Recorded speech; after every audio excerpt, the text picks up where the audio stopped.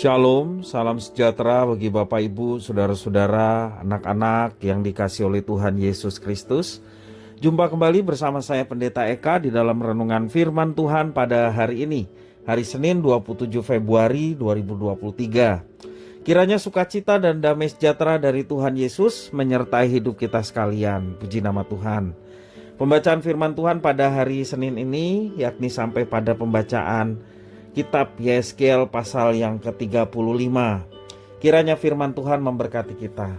Baik, sebelum kita merenungkan bagian firman Tuhan hari ini, kita minta pimpinan Tuhan melalui doa.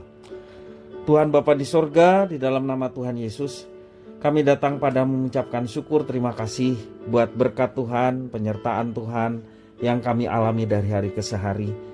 Kami mau terus bertekun dengan firman Tuhan supaya kami semakin mengerti apa yang Tuhan kehendaki untuk kami kerjakan.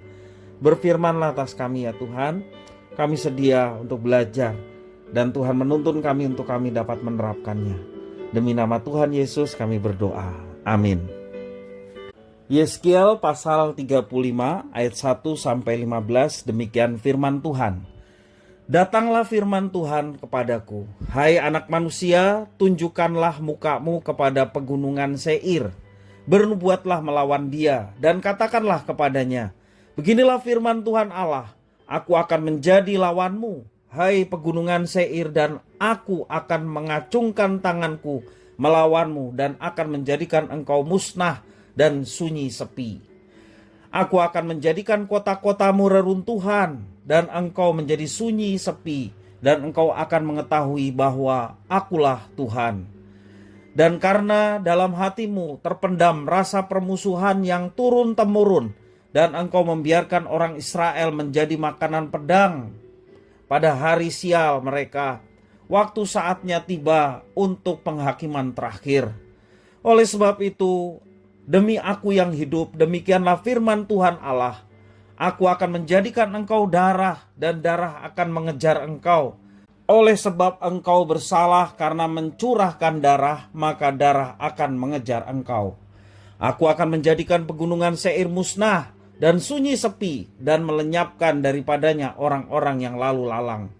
Aku akan memenuhi juga pegunungannya dengan orang-orang yang mati terbunuh.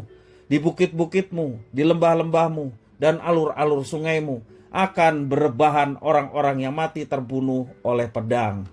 Aku akan menjadikan engkau sunyi sepi untuk selama-lamanya, dan kota-kotamu tidak akan didiami lagi. Dan kamu akan mengetahui bahwa akulah Tuhan. Oleh sebab engkau mengatakan kedua bangsa itu dan kedua negeri itu akan menjadi milikku, dan kita akan memilikinya. Sebetulnya Tuhan ada di situ. Oleh sebab itu, demi aku yang hidup, demikianlah firman Tuhan Allah, aku akan memperlakukan engkau seperti engkau memperlakukan mereka dalam murkamu dan cemburumu yang timbul dari kebencianmu terhadap mereka. Dan aku akan menyatakan diri kepadamu pada saat aku menghakimi engkau, dan engkau akan mengetahui bahwa aku Tuhan. Mendengar segala penistaanmu yang kau ucapkan melawan gunung-gunung Israel yang demikian, gunung-gunung itu sudah menjadi sunyi sepi dan diserahkan kepada kita menjadi makanan kita. Dengan demikian kamu membesarkan dirimu terhadap aku di dalam ucapanmu, dan banyak sekali kata-katamu terhadap aku. Aku mendengarnya. Beginilah firman Tuhan Allah. Seluruh bumi akan bersukacita pada saat aku menjadikan engkau sunyi sepi, seperti engkau bersukacita mengenai milik pusaka kaum Israel yang sudah menjadi sunyi sepi. Demikianlah akan kulakukan terhadap engkau. Engkau akan menjadi sunyi sepi, hai pegunungan Seir, dan engkau segenap Edom dalam keseluruhanmu, dan mereka akan mengetahui bahwa akulah Tuhan.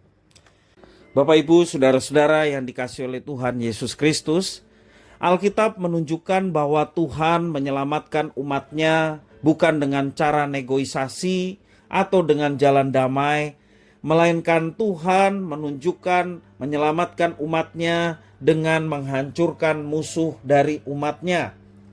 Di dalam pasal yang ke-35 kita melihat Edom sebagai musuh Israel akan dihakimi dan dihancurkan oleh Tuhan. oleh karena kejahatan mereka terhadap umatnya. Edom sesungguhnya adalah bangsa keturunan Esau. Esau ini adalah saudara Yakub, ya, mereka anak kembar dari Ishak. Tuhan tidak menghendaki Edom dan Israel bermusuhan. Itulah yang sesungguhnya diinginkan oleh Tuhan. Pada waktu Israel keluar dari tanah Mesir dan akan melewati daerah Edom, Tuhan berpesan kepada Israel bahwa mereka tidak boleh menyerang Edom, karena Seir telah diberikan kepada Edom menjadi miliknya. Itu di dalam Ulangan pasal yang kedua ayat 4 sampai yang kelima. Namun sayangnya dari awal Edom tidak pernah menganggap Israel sebagai saudaranya. Sama-sama dari keturunan Ishak antara Yakub dan Esau. Edom tidak pernah menganggap bahwa Israel adalah saudaranya. Pada zaman Musa, Edom tidak memperbolehkan Musa dan Israel melewati tanah mereka. Sehingga bangsa Israel yang telah keluar dari Mesir melintasi Edom dan berputar mengitari pinggiran daerah Edom, tidak melewati daerah Edom. Permusuhan Edom dan Israel berlangsung terus-menerus. Bahkan Edom bergembira saat saudaranya Israel tertimpa malapetaka. Edom berpikir bahwa tanah Israel dan juga Yehuda pada akhirnya akan menjadi milik mereka. Karena alasan itulah Tuhan akan menghukum bangsa Edom itu. Seperti Edom memperlakukan Israel dalam murka dan cemburunya, demikian juga Tuhan memperlakukan Edom pun demikian. Sebagaimana Edom bersukaria karena Israel telah menjadi sunyi sepi, Tuhan juga yang akan membuat Edom menjadi sunyi sepi. Ini menunjukkan Tuhan peduli terhadap umatnya dengan mengalahkan musuh umatnya. Bahkan Tuhan menganggap apa yang dilakukan para musuh kepada umatnya sama seperti mereka melakukan kepada Tuhan. Bapak Ibu saudara-saudara yang dikasihi oleh Tuhan, sama seperti Yesus mengatakan kepada Saulus yang menganiaya umat Tuhan di awal-awal gereja Tuhan berdiri. Tuhan mengatakan, "Saulus, Saulus, mengapa engkau menganiaya aku?" Padahal yang dianiaya oleh Saulus adalah jemaat Tuhan.